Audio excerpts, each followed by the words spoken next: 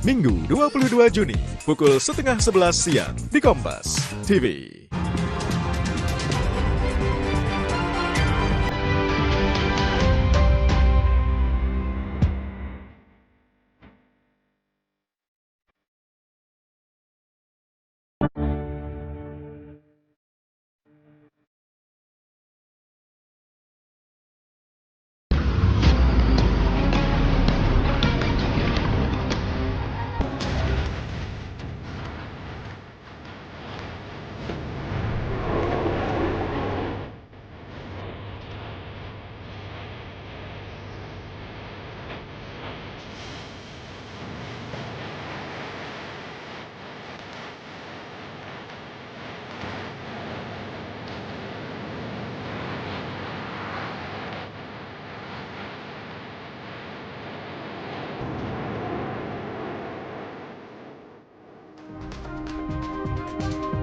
Saudara, ratusan pendukung kelompok militan Hizbullah di Lebanon berkumpul di kota Beirut. Mereka melakukan aksi unjuk rasa untuk menyatakan dukungan terhadap Iran di tengah memanasnya perang Israel-Iran yang masih berlangsung. Eskalasi perang antara Israel dan Iran terus meningkat. Garda Revolusi Iran merilis video peluncuran rudal gelombang ke-14 sebagai serangan balasan kepada Israel.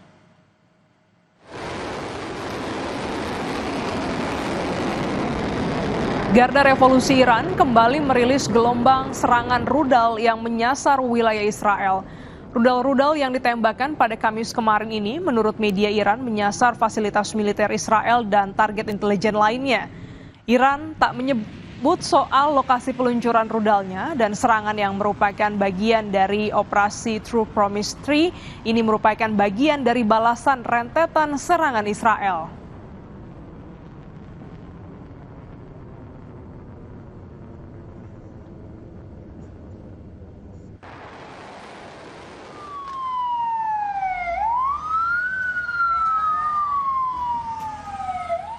Iran kembali melancarkan serangan terbarunya yang mengincar wilayah Israel Selatan pada Jumat 20 Juni. Serangan ini memicu kebakaran terhadap 6 gedung apartemen dan mobil di sekitar lokasi. 6 orang dilaporkan terluka. Militer Israel melaporkan pihaknya sempat mendeteksi adanya rudal yang diluncurkan dari Iran. Serangan rudal Iran ini juga sempat memicu sirine peringatan di wilayah Israel Selatan.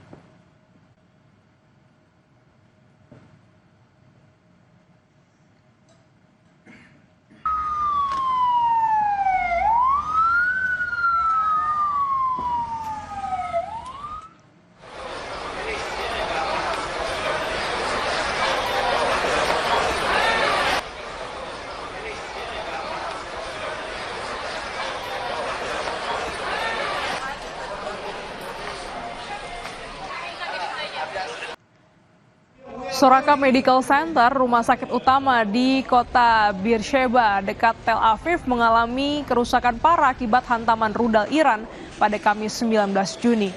Akibat serangan ini tercatat 47 orang mengalami luka. Serangan membuat sejumlah pasien telah dipindahkan ke tempat yang aman. Setelah serangan ini, fasilitas medis ditutup untuk semua pasien kecuali kasus yang mengancam jiwa. Perdana Menteri Israel mengecam serangan Iran yang menargetkan rumah sakit. Netanyahu juga berterima kasih kepada Presiden Amerika Serikat Donald Trump yang dukung perang Iran.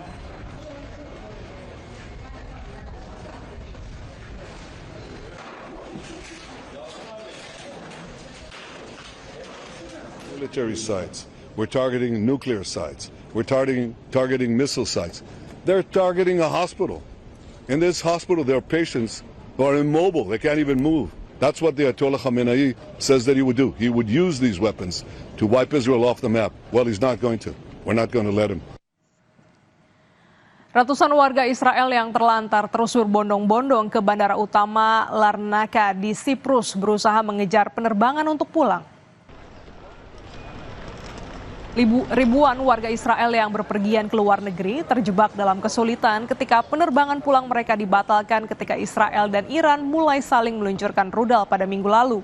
Banyak yang datang ke Siprus, negara Uni Eropa terdekat dengan Israel, sekitar 270 km jauhnya untuk meningkatkan peluang mereka menemukan cara untuk kembali. Hingga saat ini, saudara, sekitar 2.500 warga Israel telah kembali ke rumah dengan pesawat Israel. Sementara sekitar 2.000 lainnya menaiki kapal pesiar dari pelabuhan utama Siprus di Limassol pada Kamis untuk perjalanan pulang. Siprus telah menjadi pusat transit utama bagi warga Israel yang terlantar untuk kembali ke rumah dan bagi para pengungsi yang meninggalkan Israel di kawasan lain di Timur Tengah untuk dipulangkan melalui negara kepulauan Mediterania tersebut.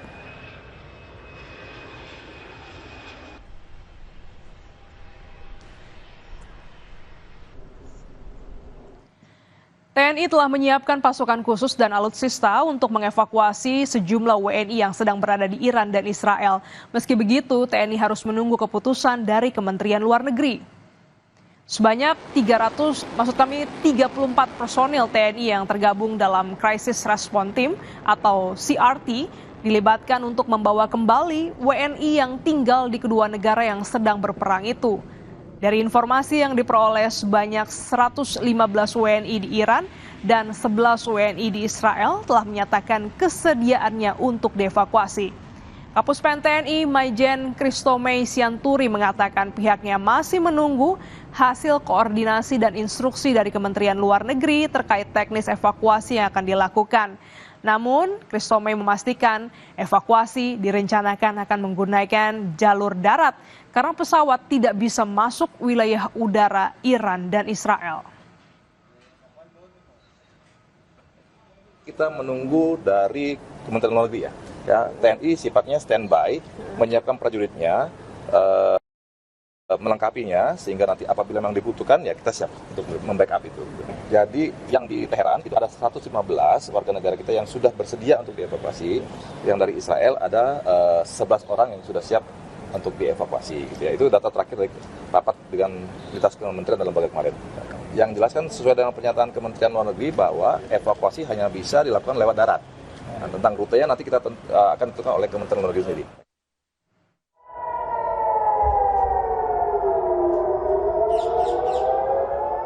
Gelombang serangan konflik Israel-Iran masih terus berlanjut. Baik dari pihak Israel maupun Iran saling serang dan menargetkan fasilitas militer hingga energi. Warga diramatkan Israel dievakuasi setelah sejumlah serangan rudal Iran menghantam wilayah tersebut. Kerusakan gedung dan sejumlah fasilitas publik pun terlihat di beberapa titik di kota tersebut. Sementara itu, rekaman yang diambil pada hari Rabu menunjukkan gumpalan asap mengepul di atas markas besar bulan sabit merah Iran menyusul serangan udara Israel. Israel juga menyebut ada 50 jet tempur yang dikerahkan dalam operasi berbasis intelijen terhadap target militer Iran di Teheran. Pemerintah Indonesia menaikkan status siaga ke level 1, menyusul makin intensnya eskalasi konflik antara Iran dan Israel. Menteri Luar Negeri Sugiono telah menginstruksikan kedutaan besar setempat melakukan asesmen untuk evakuasi warga negara Indonesia. Level kesiagaan di kedutaan Iran, di kedutaan Teheran menjadi dari level siaga 2 menjadi level siaga 1. Kemudian mulai juga melaksanakan langkah-langkah kontingensi dan langkah-langkah evakuasi bagi warga negara Indonesia. Kami juga sudah melakukan komunikasi dengan beberapa negara tetangga Iran, memohon supaya pada saat terjadi evakuasi nanti warga negara kita diberikan kemudahan melewati perbatasannya. Total 386 WNI di 11 kota terdampak konflik di Iran sejak 13 Juni lalu. Mayoritas WNI di Iran adalah pelajar dan mahasiswa. Tim Liputan Kompas TV. Juru bicara Kementerian Luar Negeri Rusia, Maria Zakharova, mendesak Israel untuk segera menghentikan serangan terhadap infrastruktur nuklir Iran di bawah kendali Badan Tenaga Atom Internasional. Rusia meminta pemimpin Israel untuk segera menghentikan serangan terhadap fasilitas dan lokasi nuklir yang berada di bawah perlindungan dan diawasi oleh Badan IAEA, dan Rusia juga memperingatkan Amerika Serikat agar tidak melakukan intervensi militer dalam konflik tersebut dengan mengatakan bahwa hal itu akan menjadi langkah yang sangat berbahaya dengan konsekuensi negatif yang benar-benar tidak dapat diprediksi. Призывает израильское руководство немедленно прекратить налеты на ядерные установки и площадки, находящиеся под гарантиями и являющиеся объектами проверочной деятельности МАГАТЭ. Особенно обеспокоены безопасностью атомной электростанции «Бушер», в работе которой задействованы российские специалисты. Хотели бы особо предостеречь Вашингтон от военного вмешательства в ситуацию, что стало бы крайне опасным шагом с поистине непредсказуемыми негативными последствиями. Делегация Российской Федерации, которая была утверждена решением президента нашей страны, будет готова прибыть в Стамбул для продолжения переговоров. Конкретные сроки, очень много вопросов поступает, будут определены в ближайшее время и, конечно, озвучены представителями и руководителями самой делегации. В ходе очередного третьего раунда имеем в виду обменяться комментариями относительно переданных 28 мая и 2 июня меморандумов сторон с предложениями по урегулированию украинского кризиса. Добросовестное выполнение России стамбульских договоренностей вызвало, как вы, наверное, заметили, в Киеве буквально приступ ярости, если не сказать беснования. Amerika Serikat diambang pintu masuk dalam pusaran perang Iran dan Israel. Bukannya mendamaikan, Amerika justru memperuncing keadaan dengan mengancam Iran agar menyerah. Sekutu utama Israel tersebut kini mulai memindahkan armada tempur mereka semakin mendekat ke Timur Tengah. Sepekan sudah bergulir, perang Iran-Israel belum juga menunjukkan tanda-tanda akan mereda. Saling serang rudal balistik kian memanas. Kerusakan demi kerusakan terus terjadi di kedua pihak. Amerika Serikat sebagai sekutu utama Israel ikut memanaskan suasana konflik. Presiden Amerika Serikat Donald Trump mengancam Iran akan menyerang habis-habisan jika Iran tak menyerah. Iran diberi waktu 60 hari. Supreme leader of Iran says that they will not surrender. Say good luck. What is the end game? Say it. It's already run out. That's why we're doing what we're doing. Yeah, they had 60 days and a big, 60 days, plenty of time. And they made a mistake. Honestly, they made a mistake. Their country's in ruins. Menanggapi ancaman Amerika Serikat, Iran tak bergeming. Pemimpin tertinggi Iran, Ayatollah Khamenei, menegaskan bahwa perdamaian atau perang tidak bisa dipaksakan kepada Iran. Khamenei bahkan memperingatkan keterlibatan Amerika dapat menyebabkan kerusakan yang lebih fatal dan merugikan Amerika sendiri. اینی که به ملت ایران بگم بیایید تسلیم بشید حرف عاقلانه ای نیست.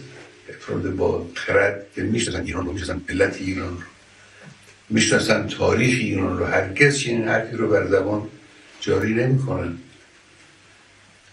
تسلیم چی بگن؟ ملت ایران تسلیم شدنی نیست. آمریکا در این قضیه 100% به ضرر اوست. اونچه که او در این زمینه ضربه خواهد خورد به مراتب بیشتر است از اونچه که ایران ممکنه ضربه. Amerika Serikat yang ikut dalam pusaran konflik Iran-Israel mendapat apresiasi dari Perdana Menteri Israel Benjamin Netanyahu. Amerika Serikat disebut Israel telah membantu mempertahankan wilayah udara Israel.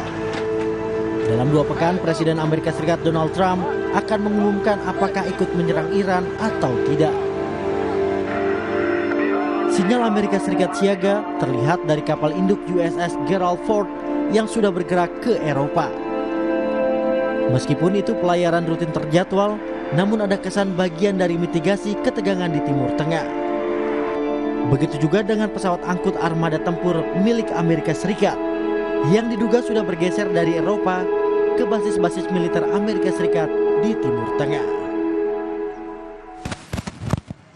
Meningkatnya ketegangan Israel-Iran membuat Amerika Serikat menempatkan 4 pesawat angkut angkatan udara di sebuah bandara di luar kota Paphos, Siprus. Menteri Pertahanan Siprus, Vasilis Palmas, mengatakan pesawat itu tiba di pangkalan udara Andreas Papandreou beberapa hari yang lalu dan diduga Amerika Serikat memindahkan 12 pesawat F-16 dari pangkalan Italia di Arab Saudi.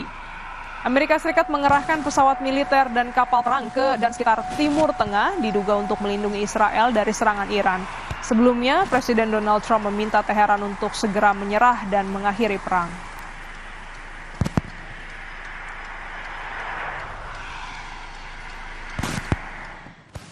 Akibat serangan roket Iran yang menghancurkan sejumlah bangunan, warga kota Ramat Gan, Tel Aviv memilih untuk tinggal di stasiun kereta bawah tanah Israel.